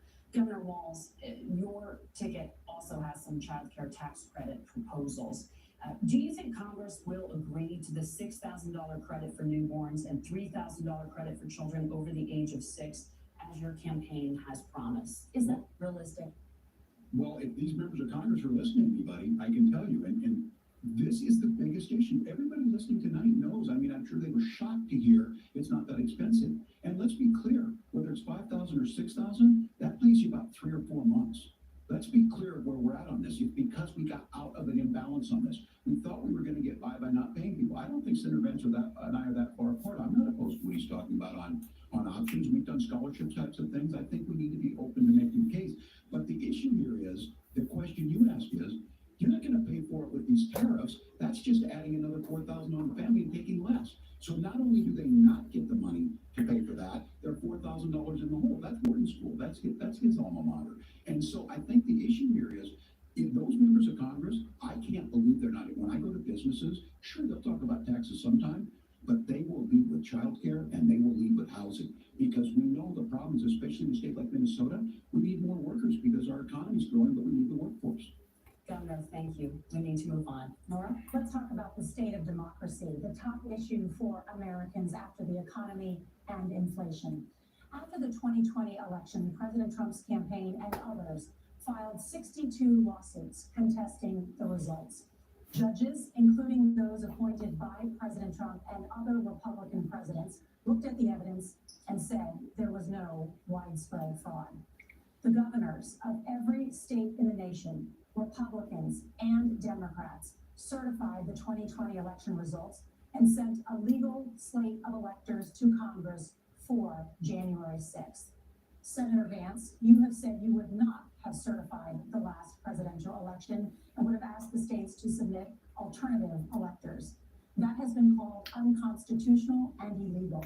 Would you again seek to challenge this year's election results, even if every governor certifies the results of the Ooh, she's cutting them deep, guys. We're focused on the future. We need to figure out how to solve the inflation crisis caused by Kamala Harris's policies, make housing affordable, make groceries affordable, and that's what we're focused on. But I want to answer your question because you did ask it. Look, what President Trump has said is that there were problems in 2020, and my own belief is that we should fight about those issues, debate those issues peacefully in the public square, and that's all I've said, and that's all that Donald Trump has said. Remember, he said that on January the 6th, the protesters ought to protest peacefully. And on January the 20th, what happened? Joe Biden became the president, Donald Trump left the White House, and now, of course, unfortunately, we have all of the negative policies that have come from the Harris-Biden administration. I believe that we actually do have a threat to democracy in this country, but unfortunately, it's not the threat to democracy that Kamala Harris and Tim Walz want to talk about. It is the threat of censorship.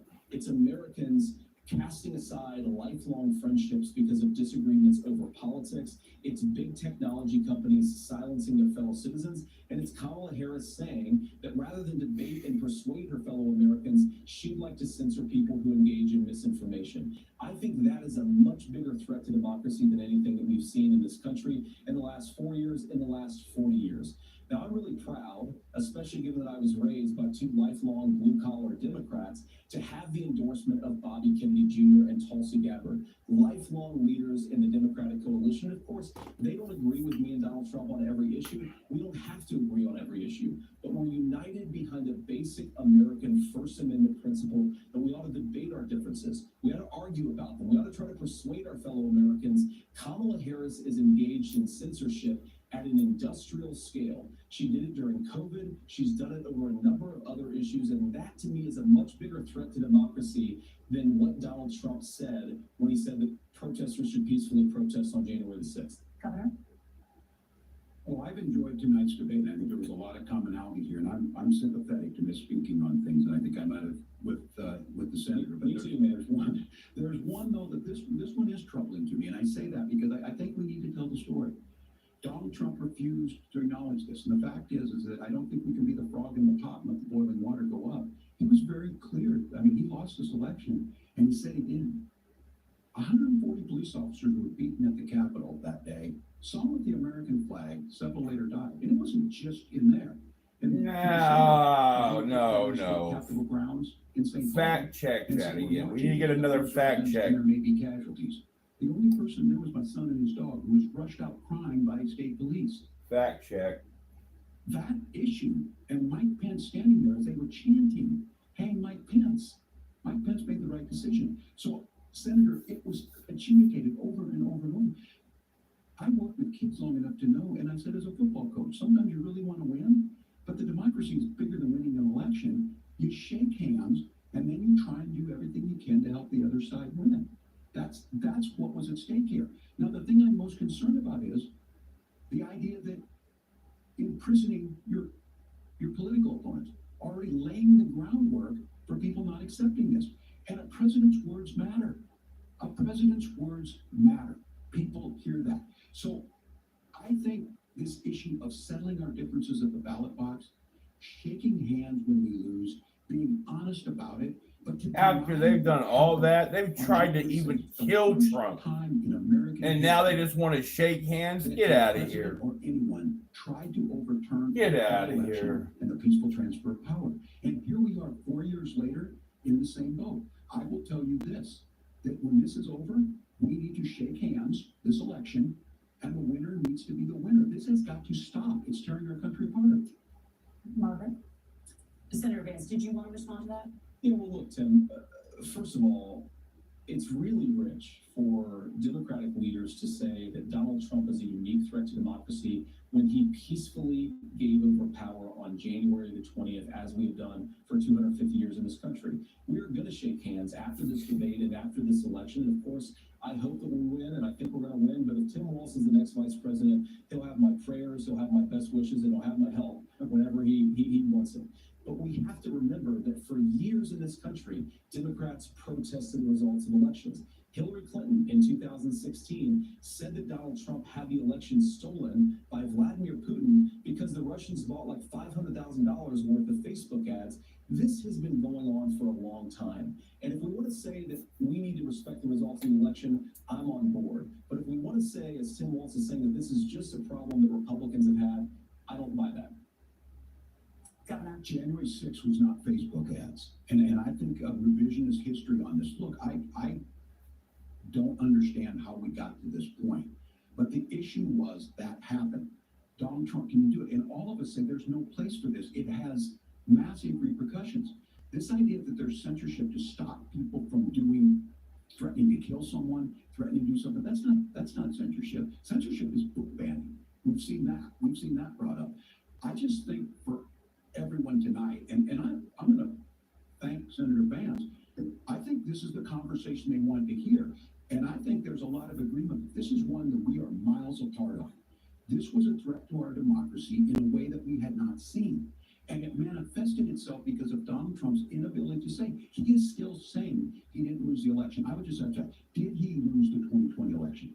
Tim, I'm focused on the future. Did Kamala Harris censor Americans from speaking their mind in the wake of the 2020 COVID situation? That is a damning non-answer. It's a damning non-answer for you to not talk about censorship. Obviously, Donald Trump and I think that there were problems in 2020. We've talked about it. I'm happy to talk about it further. But you guys attack us for not believing in democracy. The most sacred right under the United States democracy is the First Amendment.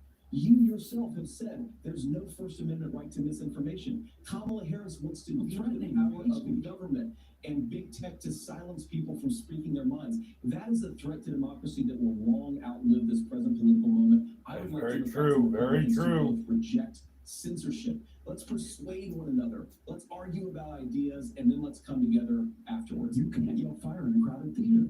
That's the test. That's the Supreme Court test. Tim, fire in a crowded theater. You guys wanted to kick people off of Facebook for saying that toddlers should Senator, the governor does have the floor. Fire in a crowded theater. That is criticizing the policies of the government, which is the right of every American. Senator, the governor does have the floor for 1 minute to Please. respond to you. Yeah. Well, I don't run Facebook. What I do know is I see a candidate out there who refused, and now again, and this, I'm pretty shocked by this. He lost the election. This is not a debate. It's not anything anywhere other than in Donald Trump's world. Because look, when Mike Pence made that decision to certify that election, that's why Mike Pence isn't on the stage. What I'm concerned about is, where is the firewall with Donald Trump? Where is the firewall if he knows he can do anything, including taking an election, and his vice president's not going to stand to it? That's what we're asking you, America. Will you stand up? Will you keep your oath of office, even if the president doesn't? And I think Kamala Harris would agree. She wouldn't have picked me if she didn't think I would do that. Because of course that's what we would do. So America, I think you've got a really clear choice on this election of who's going to honor that democracy and who's going to honor Donald Trump. Governor, your time is up. Thank you, gentlemen. We will be right back with both of our candidates. The Secret Vice Presidential Debate. Well, guys, you've been hanging in with me for quite a while. I appreciate it. Not one of you has liked the video. Well, I don't blame you. We do have some votes. Let's see what we got. Oops. Oh, 75%. Okay. Okay. Only a quarter of you believe that they're doing a good job. So I guess that's pretty bad. Man, that's pretty bad. That's pretty bad. Well, what are you guys thinking of it so far? Oh, I want me to do that. CBS.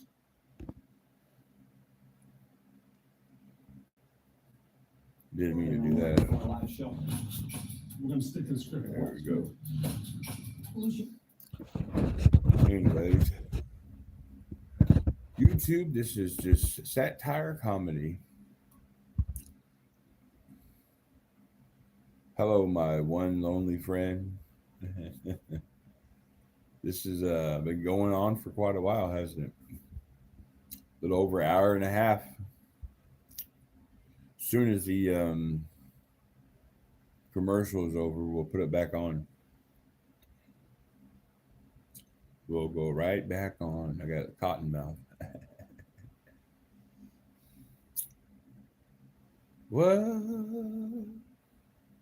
What must I do?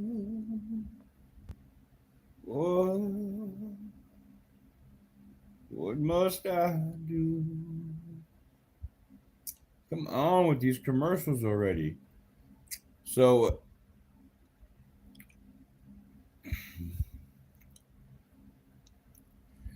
someone tell me, are we going left or are we going right with this one? Do we think, is it about 50-50? Are they holding their own weight? Do we feel like one's lost, one's better, one, who do you think won this debate, guys? Who could it be? Who could it be? Who could it be? Well, another commercial. Another stinking commercial from the director of Forrest Gump. We got Dum Dum. Dum Gump. My mama said life's like a box of chocolates. Then I guess what did his daddy say? What would his dad say if his mama told him that? What would you think his dad would say? Another commercial, guys? Wow, CBS. I agree, man. CBS is sucking. Watch, I bet they do another commercial. Let's see.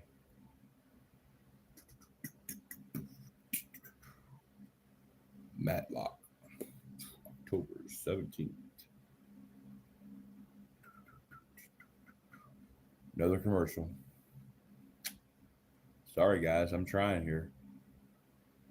They're promoting their own news media here. Man, I'm really old. I remember, I don't even want to talk about it. Man, I just felt really old really quick. Man, I shouldn't have thought about it. Please, not another commercial. Please, not another one. Okay, we're back, guys. Welcome back to the CBS News Vice Presidential Debate. It is now time for the closing statement. Senator Vance won the virtual coin toss and elected to go last. So Governor Walz, you are first. You have 2 minutes. Well, thank you, Senator Vance. Thank you to CBS News. And most importantly, thank you to all of you. If you're still up and the folks who missed dancing with their stars, I appreciate it. But look, the support for democracy matters. It matters. And I'm as surprised as anybody of this coalition that Kamala Harris has built. From Bernie Sanders to Dick Cheney to Taylor Swift, and a whole bunch of folks in between there. And they don't all agree on everything, but they are truly optimistic people. They believe in a positive future of this country and one where our politics can be better than it is.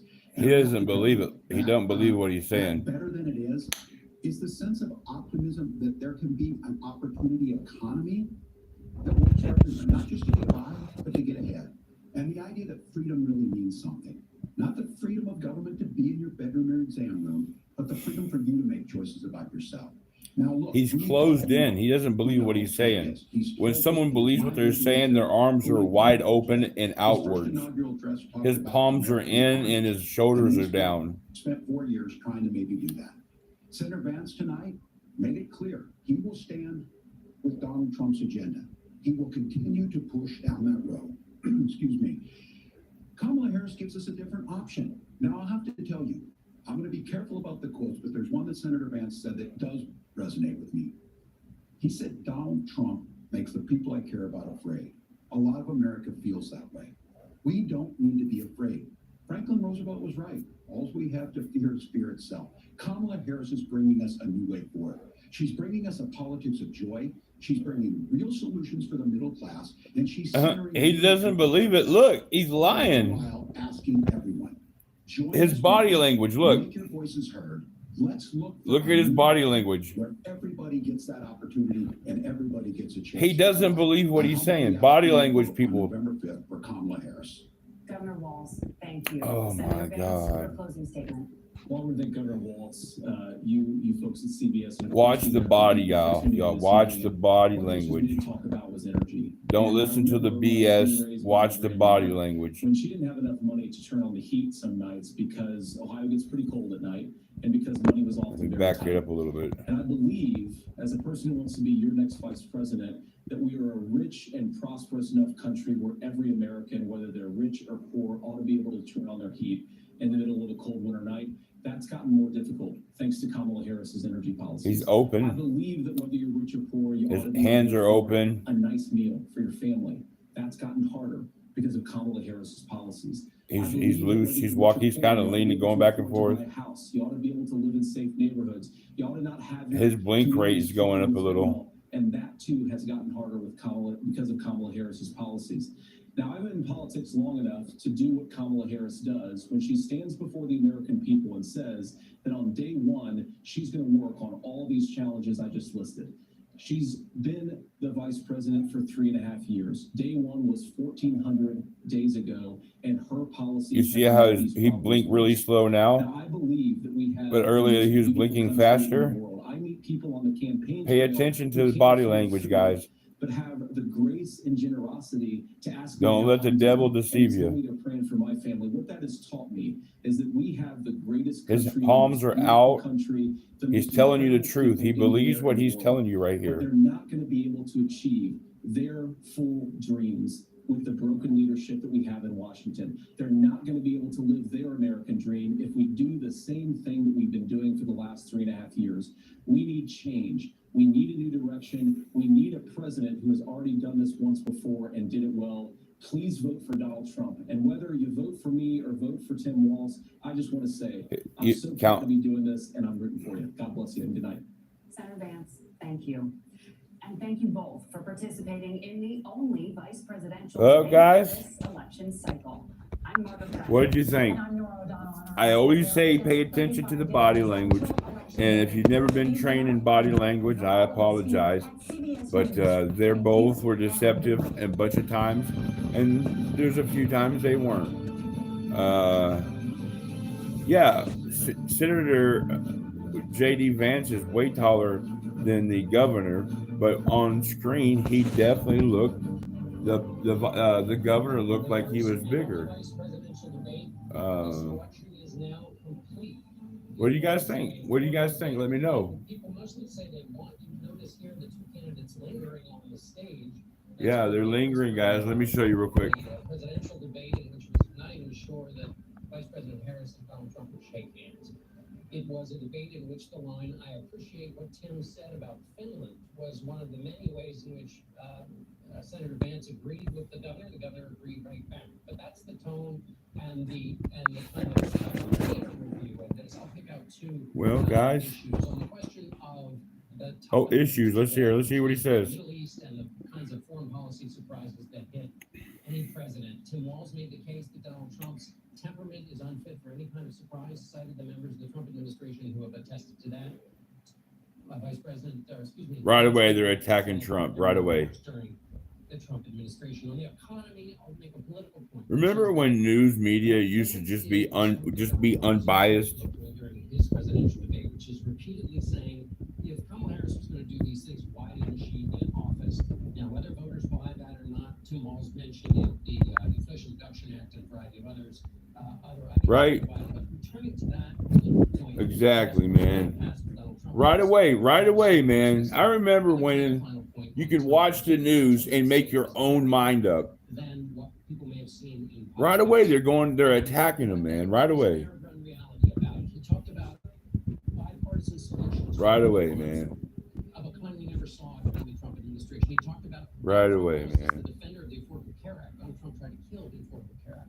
And then I think at the very end of the debate, we saw something extraordinary. Tim Walz asked J.D. Vance if Donald Trump lost the election. He was incapable of answering that. Look, and now they're attacking him on the not answering about if he lost the election. But they're not attacking the Waltz guy. Although J.D. Vance was a different kind of person than we've seen in many instances. No, John, I think what you're saying is so important when we talk about demeanor because of the expectation that was hanging over these candidates heading into tonight. J.D. Vance came to the stage with the lowest likability rating of all four candidates at the top of the ticket. I think many people They just said J.D. Vance came in with the lowest likable.